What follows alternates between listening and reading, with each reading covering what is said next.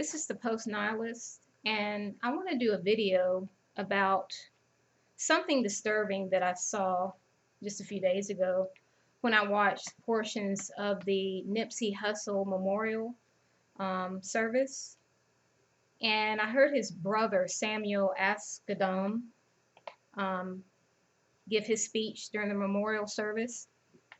And as I heard him say the N word, on multiple, at least twice during the event, um, I grimaced. I was disgusted, but the reason why I was more disgusted was the fact that I couldn't get over the fact that he looked so Arab, like he looked non-black, um, despite his skin tone.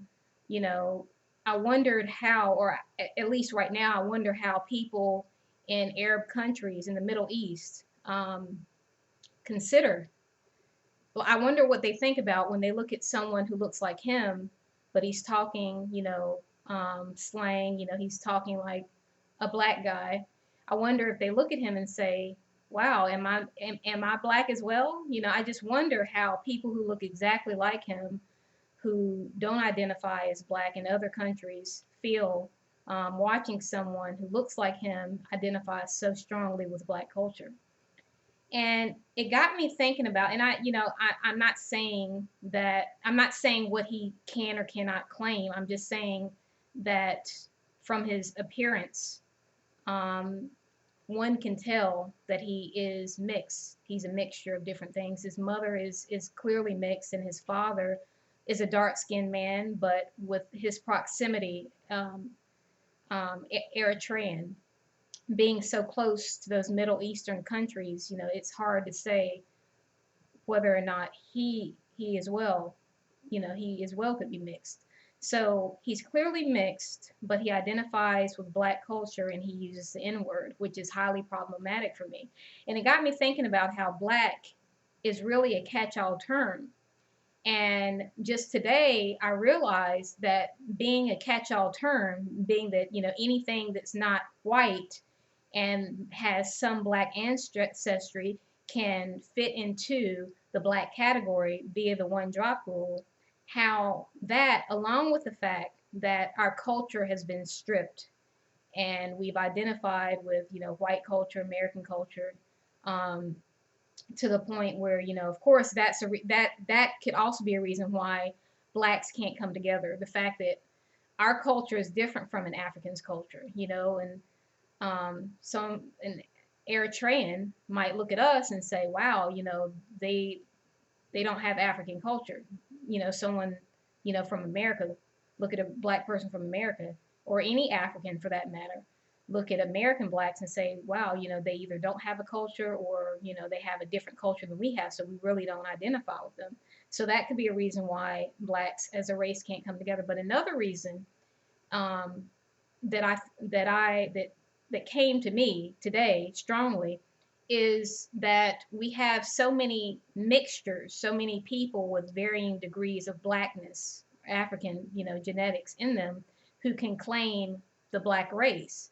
So it becomes like an oil and water mixture of people of, some with very little African descent, some with a lot, and they're all expected to share the same culture.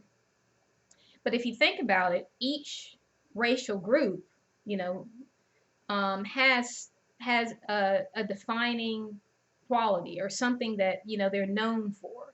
You know, um, you could say that some cultures are considered closer to the earth, like they work with nature. They're able to be very innovative in terms of um, working in kind of like a partnership with nature, like working in order to gain from nature, but also not take so much from nature that they destroy themselves in the process or pollute nature. But then there are other cultures who don't regard nature at all. Nature is something that should be conquered. Nature is something that should be covered up um, and conquered. So they're different cultures, and different cultures seem to have distinct things that they're interested in, more or less. So when you have a person who's a mixture of two different races, two different cultures, um, you actually come out with like a mixture of those two different cultures. So if, like with the one drop rule, if they're considered black, but inside of them they have these racial differences, not only can that be confusing to the person, but it's confusing to people who are interacting with that person, because the people interacting with them um, know that by, certain standards, this person, well, it's not even that. It's not even by certain standards. Like they look at them, they look for black features, and then they consider them to be black because they've been taught if you have, black features, clear black features, then you're black. That's what we've been taught. But, internally, obviously, if you have one white parent and you have one black parent, then you're going to take on the culture. Your nature is going to be of both. So within you, there's that difference. And then when you're trying to relate with, say, black people because you've been forced into that group, and I've watched this. Like I've watched mixed people, like as they're giving their testimonies, kind of it's almost like a resignation when they say, I'm black, because it's kind of like you're placed in that category. You can't identify as white, even if you have one white parent. You can't say that you're white if you have, curly hair, kinky hair. You can't say that you're white if you have, the wide nose and the wide lips and, the African features, even though your skin might be light. They don't have a choice. Mixed people do not have a choice. They can't identify with white. So it's not necessarily that people want to be black. People want to fit in somewhere. And since being white is taken off the table, then they're kind of forced into the category of black. And you can't build a unity off of people who aren't proud to be in the group that they're placed in. So, aside from cultural differences between African people of African descent all over the world, um, especially, those living alongside those who are very different from them culturally, they tend to have a culture all of their own, and it's different from the culture that they originated from. Whereas those who are recent, maybe recent immigrants to another place, they're not as, at least the first generation still is able to hold on to that culture. But when you're far removed, like with African Americans, from your African culture, your African roots, then it's like you have no connection to your natural culture, and you're not really encouraged to try to, you know, get back to that culture, because American culture is so different. Then you just that it would be different. It would be difficult for you to take on a different culture if you're not surrounded by a lot of other people who have been practicing, say like African culture, and try to build that culture within yourself when it's not encouraged um, in your environment. But with the internal difference between a mixed person and a black person, that's something that can't be override. We can't override that in any kind of easy way. And a lot of people I've heard, because I actually commented on the Rolanda Watts video where she's saying that her dad is black, and she says, "Oh, he looks Jewish, but he's black." And you look at this man, and he doesn't look black at all.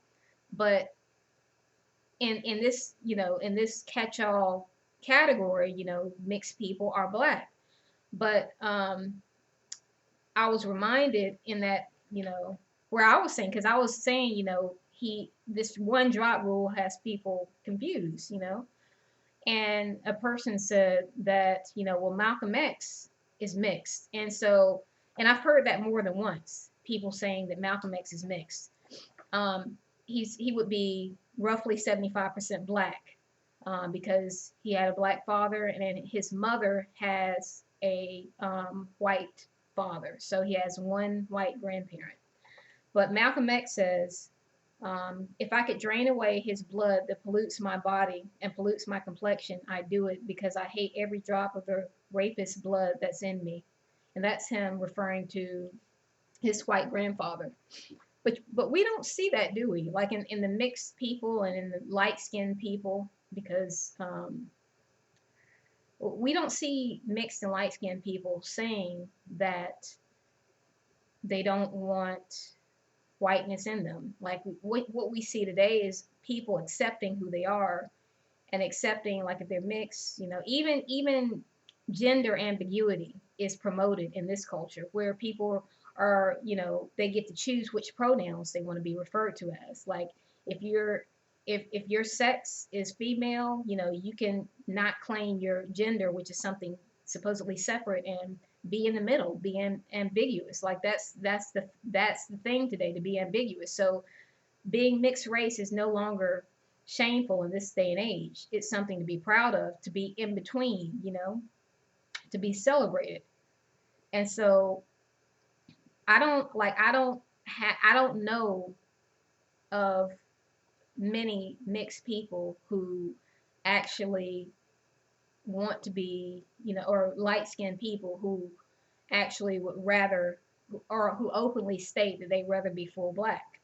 So what you have is this group in the middle, who they're in the middle, they're between white and black, but they don't want to claim black, but they're forced into the black category. And in some dreams that I've had people who I consider light skinned blacks, but they were portrayed as being Mexicans, or they were, yeah, Mexicans. And I was wondering why for a while, a long time. And then I realized these people are a different race. They're a race within a race. Like, they've been placed into the black category, but they may be mixed. They may be, so they're somewhere in between. They're a category in between. They're a mixed race, a race within a constructed race. And so they're of a different race, but because I've been conditioned to see anyone who has black features as being black, I embrace them without knowing what their internal nature is.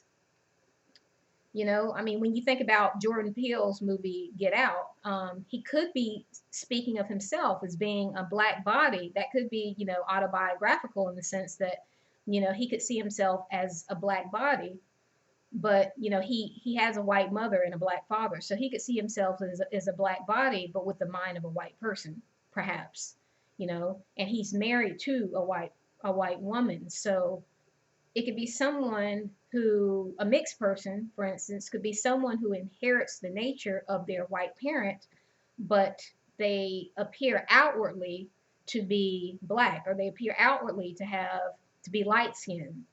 And so we readily, like an Obama, Obama was sold as the first black president when he had a white mother and had limited contact with his black African father. But he was sold to us as a black American because, look, he has black features. But again, being mixed race not only affects your phenotype, but inside it affects the way you think, your culture, your nature, your inclinations. And so a person who looks like you or has characteristics that are similar to yours, their mind might work completely differently. And so when they get around you and there's a call to, come together, they might not be so willing to, because they literally, like, it's not even like an act. It's like they don't understand your nature, or they don't identify with it, they don't agree with it, because they're of a different nature, of a different race. But like this Sam Ascadon, they're put into the black category, because he has a black grandmother, mixed mother, and a father from another country. They're put into this black category, or they're put into this black culture, and because of the, like the one drop rule, they're identified as black, or but I just couldn't get over the fact, looking at him at that memorial, I couldn't get over the fact how Middle Eastern he looked, and and I just thought about how, wow, that's a mind game, because it's like I can't, like, or maybe it's not. You know, maybe I was supposed to. Maybe that's the fact that I'm not within that one drop rule. Um, I guess mindset, because I couldn't. I didn't. You know, his nickname is Black Rob. You know, he talks just like it. You know, gangsters and thugs. But I couldn't accept that he was black. You know, and I just looked at him and I thought of how many other people have some black features, whether it be skin complexion, hair texture, nose, that looks black, and how and you know they have enough of the characteristics for us to say, okay, yeah, we accept them, but we don't know what they are internally, how their internal nature is. And I had another dream a while back where the light skinned females in my family, like, you know, an aunt one time, a cousin another time, um, they were in an AKA group. Now, in real life, they weren't, I don't think. But in this dream, I was at my grandmother's house, but I noticed that in my aunt's room or in my cousin's room, um, there was an AKA, like the sorority, the AKAs, who are known for, traditionally, they were known for having light skin and like long hair. Um, she had like an AKA like scarf or something hanging over her chair. And I thought about that and I realized that even within the family structure, there can be like these secret societies, um, of family members who have lighter skin, who don't look at you the same. Like you might think, okay, we're all black, you know, because you know you've been taught you're all black, we're all of the same family. But again, like when a person is mixed with something else, you don't know to what extent that influences their whole nature, their thought process, and they might in their state, in their being, not identify with you. So it's like I was being shown that, you know, these particular two individuals, although there are more who I have suspicions of, felt a different way. I mean, and they've done things to indicate that they felt different. Like one of my aunts, um, or yeah, an aunt of mine, she had a friend, a dark skinned friend who she was friends with for a while, and the dark skinned friend turned out to be a scammer. But during the time that they were friends, I mean, this dark skinned, you know, friend that she had, I assume knew what to say in order to get people to let down their guards and give her what she wanted, because she would like, I guess she would like compliment them. I don't know, that's what it seemed like to me. Like she finds out what you want to hear and then she says it, because she turned out to be a scam artist, this friend who my aunt became friends with. But this dark skinned woman told her at her house, I was there, and I think she had just had surgery or something, and so this friend was there with her, and she said, you look almost white.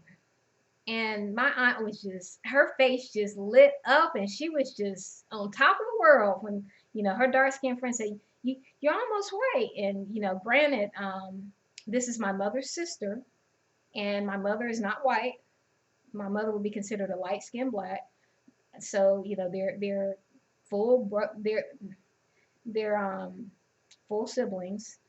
Um, but my aunt, she just lit up. I mean, her face lit up.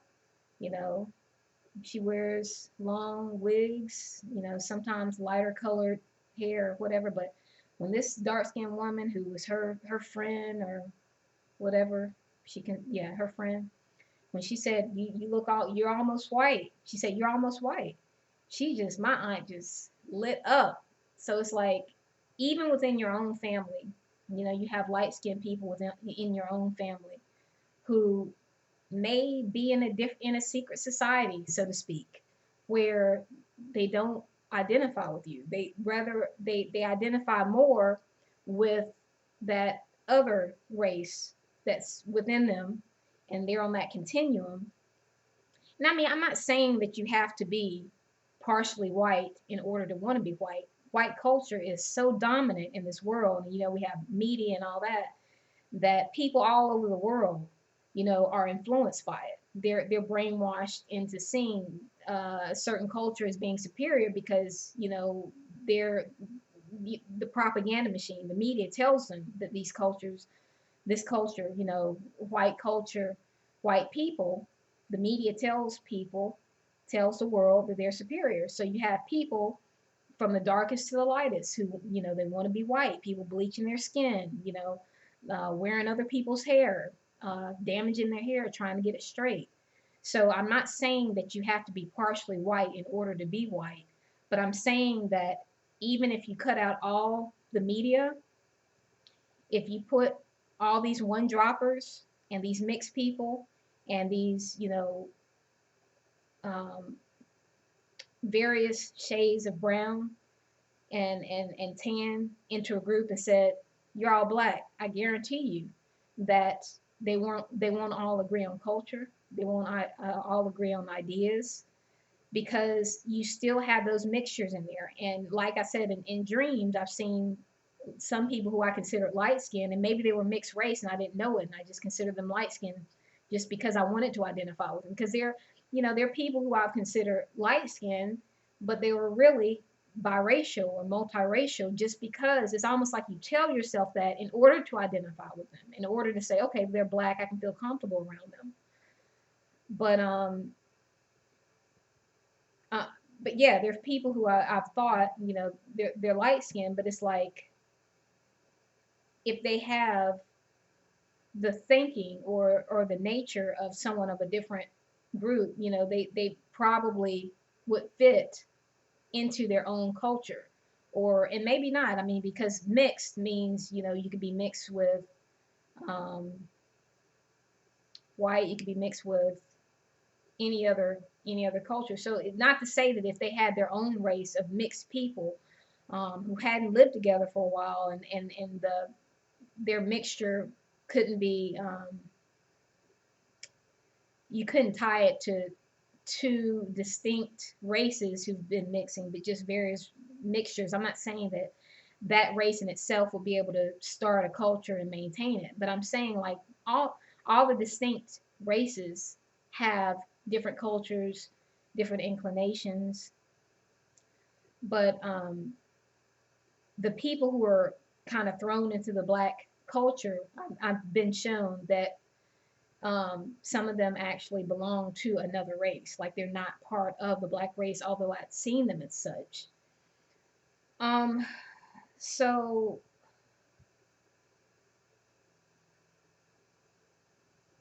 I just wanted to bring that up because I know that there are a lot of people looking for unity within, you know, between blacks. You know, of course we know there's that cultural difference because you know we've been away from African culture for so long, from our roots. So there's that. And then there's the fact that, you know, um, the descendants of Abraham, you know, the descendants of Israel have a different culture than um, others, even of the same, um, even of Adam's seed. So, you know, there are differences with culture as well. But I wanted to cover the broader areas in terms of, you know, the obvious differences in cultures, whereas you know the biblical differences, of course, that would take spirit as well. But as far as looking at just the flesh, just the biological, the nature of people, um, if you accept a person of mixed heritage into your group as a black person and you're looking for unity amongst blacks all over the world, you know, you're looking for black unity, you're running a risk. You're risking allowing into your group a stranger, a person who has different ideals, a different nature, and it's hidden underneath their black characteristics, which you claim as being part of your group. But I'd like to say, don't get confused by the one drop rule. If people are mixed, allow them to say that they're mixed, because what they're saying is that they're not all the way like you. And you want that information. You don't want to prevent them from giving you that information. Because once you know a person is mixed or of mixed heritage, you can kind of better gauge how they might feel about you by how others who are of those various cultures feel about you. Like if a person is black and Indian, you can think, well, how do Indians, this is as an example, how do Indians feel about black people? How close in culture are Indians and blacks? And that can give you kind of an understanding of how this person internally processes their experience with you, because they're half this other culture.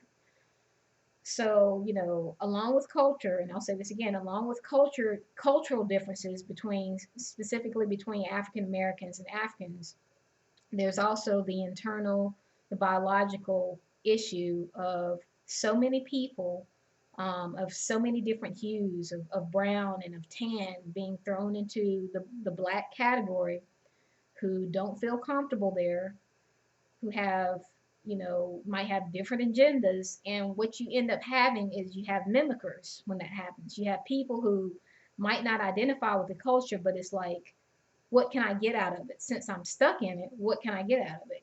Like, can I start a rap career, and make a lot of money that way? And you'll find that the black culture that's being made popular around the world now is all the negative characteristics, like the bottom, uh, the most embarrassing characteristics of blacks are being made worldwide, to low key kind of covertly embarrass us, so therefore, Beyonce becomes our representation, Jay-Z becomes our representation, Kodak Black, all these mumble rappers, they're our representation. And so, a mixed person who is forced into the black category but wants to be successful in American culture could say, hey, I could make more money if I just become a black rapper, or if I become a black, R&B singer, even though I'm mixed race, than I could if I, just were a regular mixed person, just saying I'm mixed. Like, I have to identify with a certain group. I mean, people want to belong, you know. Um, so if I identify with a black culture, um, then they'll readily accept me as black, and I can make a living, you know, um, pretending to be all the way black. And I can, it can be a calculation. Like, can I become a Meghan Markle? Like, can I make the most money and get the most fame by playing to my white side? Or can I become a trophy wife, or a trophy husband to um, a black person who has a lot of money and who wants white characteristics but doesn't want to be called, um, doesn't want to seem like they're going to another race. Like, it could be a calculation in some cases, where people see where they can get the most advantage. Can they get the benefit from playing to their white side or to their black side? And I'm not saying all mixed people do this. Like I said, the need for belonging is strong. So people do want to belong. They want to, in their minds, they want to be part of a certain group. But those biological differences, and if people are truly happy with being in the middle, and they're maintaining those biological, oil and water, perhaps differences within themselves, then that's going to be a problem if you're trying to create a cohesive black or cohesive African unity, when you have people who you've accepted within that group who don't identify with you but look like you. So it kind of throws you off, and it also throws them off because they want to belong and they can't quite identify with your nature and or your culture, but the feeling of belonging overwhelms them, gives them, joy to the point where they're willing to pretend. So, I'm still I still hear the echo of this Arab male, and I'm talking about Sam Asghedom, saying the N word multiple times in his speech, and how I wonder, like, of course it bothered me, and he just seemed like a racist to me. But I wondered how his Eritrean um, culture, people in his culture, I wondered, like, are they looking at that and saying, wow, this is what black culture does to you? Like, this is the result of being around black people. You become foul mouthed, you say the N word all the time, and like, man, I don't want my kids to be around black people because their culture is just horrible and it just destroys people. I was wondering about that as well. So, um, yeah, those are my thoughts. And, um, and I just want to be clear, like Malcolm X said, he chose, like he chose. He was light skinned and he had, one white grandparent, but he made a choice. Like he said, I don't want white blood in me. Like I wish I could take it out. So it's like he made a choice, and I just want people to understand the difference. I don't want them to say, well, Malcolm X is, because they've said in other comments and stuff that I've done. Well, Malcolm X is mixed, and it's like, no, he made a choice, and he was actually mostly black anyway, but he made a choice. But nowadays, people aren't, and even back then, even he in the beginning of his life, he saw it as a status symbol, because that's just how society treats you. I mean, in a white uh, dominated world, their features are going to be the ones most desired, praised, rewarded.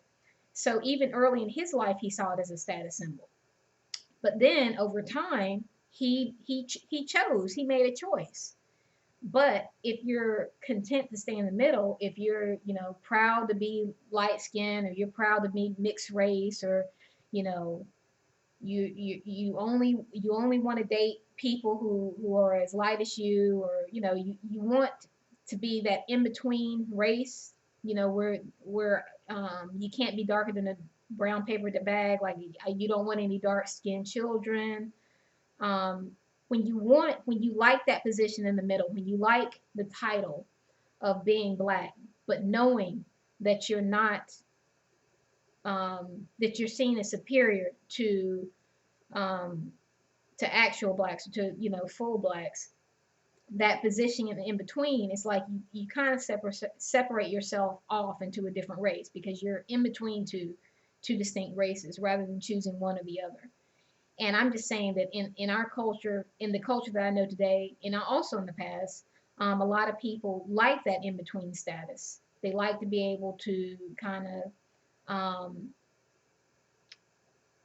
go with what works best for them at any particular time, or what's forced upon them, and make the best of it. But you know, if you're looking for unity, then people have to make choices. They have to decide which culture um, they want to identify with, or else it's going to be in this oil and water situation within the black race.